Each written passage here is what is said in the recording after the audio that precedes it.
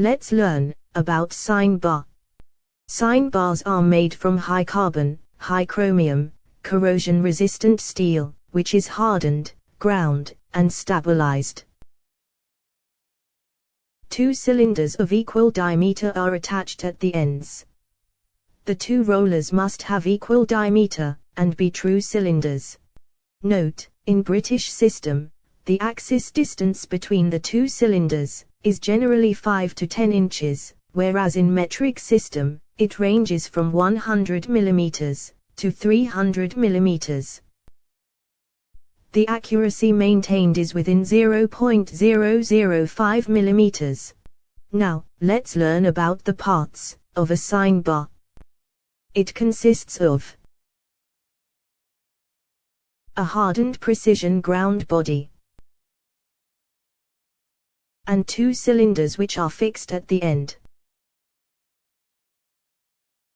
The axes of these two cylinders are mutually parallel to each other, and also parallel at equal distance from the upper surface of the sine bar. The two bars are at a fixed accurate distance from each other.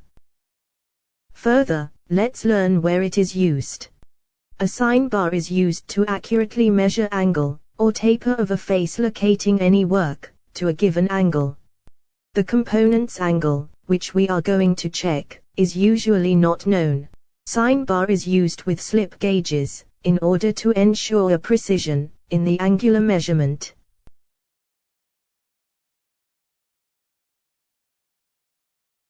Now, let's learn how to use a sine bar. For checking the angle of a taper part, first place the taper plug gauge on the sine bar. Then, adjust the height of one end of the sine bar in order to make one face of the taper part horizontal. You can adjust the height by using slip gauges.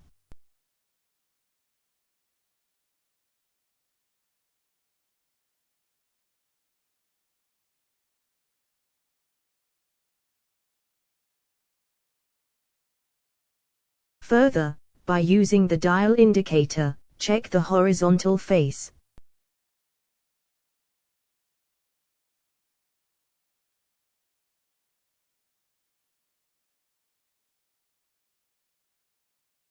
Now, the distance between two cylinders of sine bar is known.